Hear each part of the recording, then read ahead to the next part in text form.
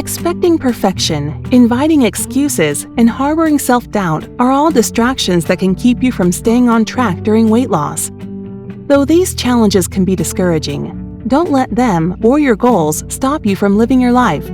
Drs. Lillis, Dahl, and Weineland, authors of the audiobook The Diet Trap, encourage you to explore what it would be like to invite imperfection, forgiveness, and perseverance into your health journey.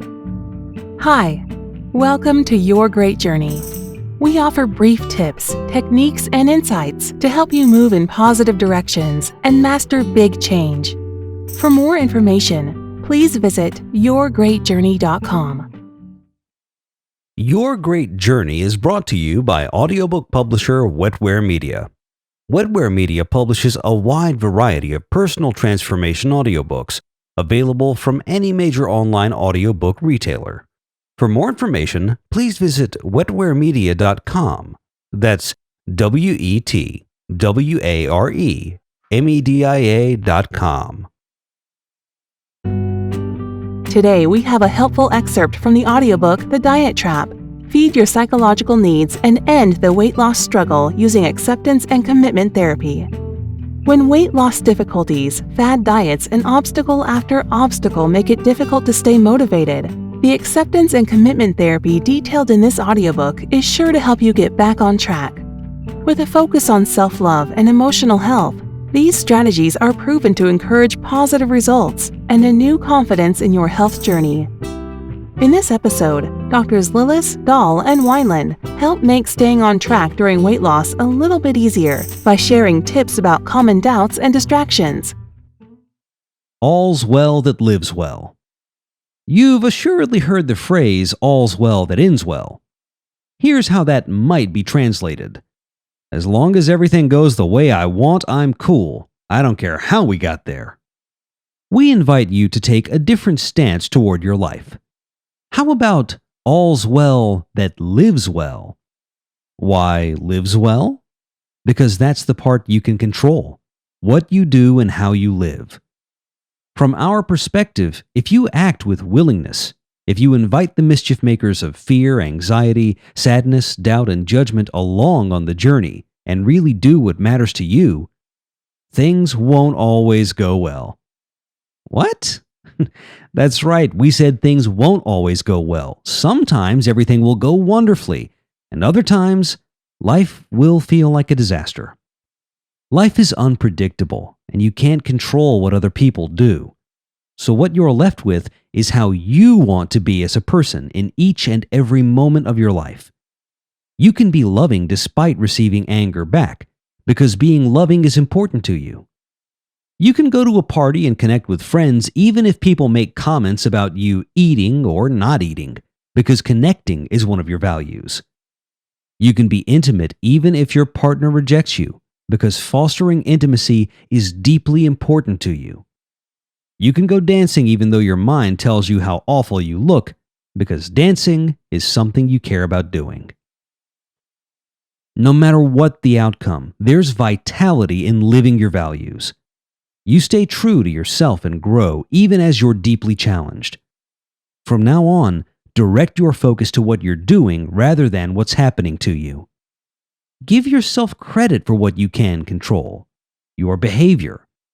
Strive to be everything you've ever wanted to be. Live your life boldly. How to stay on course. Like most people, us included, you may find that you get in a groove and then forget about some of the unhelpful traits of your mind, the world's worst motivational speaker and the source of all mischief makers, unhelpful rules and reasons, and sticky thoughts. The next thing you know, bam, you've fallen into the fix-me trap.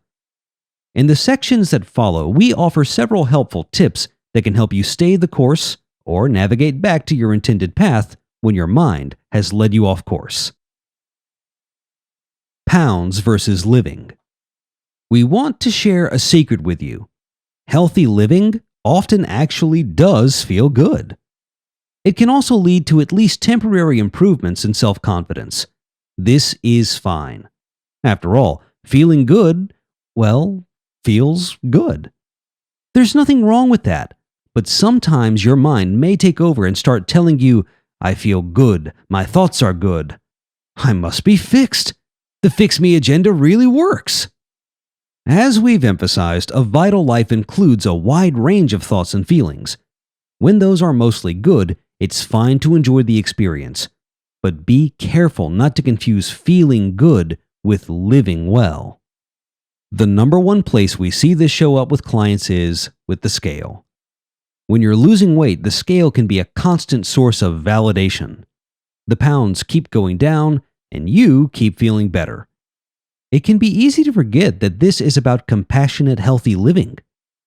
The problem is, when the number on the scale stops going down, you're left with a feeling of emptiness, after which difficult thoughts and feelings return. But thoughts and feelings don't provide useful guidance for behavior. Values do. Cheating. We'll put this bluntly. There's no cheating in compassionate, healthy living. Cheating doesn't even enter the equation. True cheating goes something like this. You lie on your income tax return, the government gets less tax revenue, and that means less revenue for government spending and programs. Cheating on your diet isn't cheating at all. It's simply a behavior, an act. Nobody is cheated out of anything. Nobody is there to pass judgment, and nobody loses. Your mind will tell you that you're cheating. That's something minds do. What's really going on is that you aren't living consistently with your values. When you remove should, must, and cheat from the equation, you're left with just you and what you want to be about. The perfection trap. The idea that if you aren't perfect, you failed is another offering from the ever-helpful mind. If you notice a constant internal chatter characterized by self-criticism, focusing on what you didn't do rather than what you did, you can be pretty sure the world's worst motivational speaker is at work. This can even show up with values. Your mind may tell you that you aren't doing enough, or that you could be doing better. Of course, sometimes it's useful to see if you can make adjustments to get your life more in line with your values, but be careful here. For every time it might be useful to reevaluate your priorities, there might be 5, 10, or 100 times when your mind is just criticizing you. If you stop moving along your path to struggle with that critical mischief maker each time those thoughts show up, that's going to get in the way of doing important things. Often, the best move is to reorient to what you can do in that moment, that day, or that week to get moving again. Just let the criticism come along for the ride, and know that sometimes it will be very loud. Barriers to growth. You may find that you're living a more values-driven life, and suddenly some new mischief maker shows up. A classic one is when your mind accuses you of being selfish and tells you that you don't deserve to take time for yourself, that you need to spend that time doing things for others. Bear in mind that there are both short-term and long-term effects of almost any action. Let's look at the example of going for a walk when your family would rather you stayed at home. In the short term, your family might be unhappy that you're doing something for yourself. A family member might even say something upsetting or complain that you didn't do a chore or task that would have been helpful. But assuming you're taking care of your basic responsibilities in regard to your family, taking care of yourself will almost always help you be more engaged, connected, and nurturing in the long run. Treating yourself with love and kindness helps you shower others with the same care. Unfortunately, your mind might not get that. Ever. It might jump out and shout at you every time you're working out, but could be doing something else. You might need to make room for that mischief maker on your journey. On a related note, you might find that your partner or family members are afraid of you changing. It shouldn't work that way, but realize that they have their own set of mischief makers telling them what to do and say. As you lose weight and feel better, your partner might feel insecure or have another mischief maker pop up, getting louder and louder and shouting that you're going to start getting attention from other people or that you won't love your partner anymore. See if you can climb behind your partner or family member's eyes. Imagine what the other person's journey feels like. Then, connect to your values and act with loving kindness, even in the face of criticism or lack of support.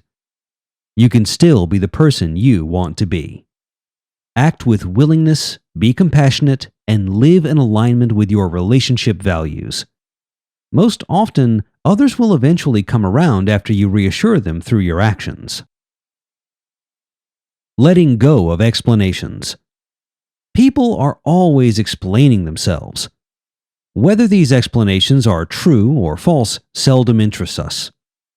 Explanations have their place, but they are often offered when the situation doesn't call for it. People certainly don't need to be justified. Consider for a moment how much self-justification and explanation you do within yourself, as if the court of view will finally judge you to be innocent if your explanation of your crimes is good enough. In this fantasy, you will somehow walk out of the court of view a free person someday. Sometimes, people's actions need explanation, but more often, whether something was done or not done is all we really need to know. I ate a cheeseburger. I watched 3 hours of television. These kinds of statements, whether said aloud or just as thoughts, are almost always accompanied by because. Unfortunately, the explanation often becomes a trap. If only I had been more motivated, smarter, better, kinder, but I wasn't, and now I must accept my fate. Alternatively, you may carry a sense that you should be able to explain yourself but can't, and therefore feel you're somehow insufficient or a failure. That, too, becomes a trap. I've failed and there's no good reason for it. I'll never succeed. Among our clients, we've often seen why become an obsession. People can obsess about finding proper explanations. I'm addicted. I don't have enough time. My family habits make me eat too much. My history makes it too hard for me to open up to people. Sometimes, clients are surprised at how little interest we have in their explanations, or how little time we spend pursuing explanations. What we care about is what works. We care about what small act you might engage in today that could suffuse your life with more meaning, vitality, and purpose. Explanations of why you did or didn't do something are easy to come by, and they often don't make a lot of difference. Engaging in even the smallest values-based act outweighs any explanation. We don't mean to sound harsh. We aren't saying that explanations are necessarily untrue. Rather, it's that they obscure what's really important if you want to change your behavior. The human mind is resourceful and can explain almost anything away. Far too often, people are satisfied with a good explanation. We're much more interested in actions than explanations about actions. Did you engage in a valued activity or not? Either way, how did that work? Your mind, ever the unhelpful mischief maker, will get quite worked up in the name of explanation and justification. That's okay. Your job is to notice that, step back from it, and focus on the one thing that truly matters: living your life. Thanks for listening to this excerpt of The Diet Trap. You can purchase the complete audiobook from any major online audiobook retailer. If you'd like more information, please visit yourgreatjourney.com. Please be sure to subscribe to the show so you don't miss an episode. And if you like the show, please rate and review it. And please share it with friends who might also enjoy it. Thanks for listening. Your Great Journey is brought to you by audiobook publisher Wetware Media. Wetware Media publishes a wide variety of personal transformation audiobooks available from any major online audiobook retailer. For more information, please visit wetwaremedia.com. That's WETWAREMEDIA.com.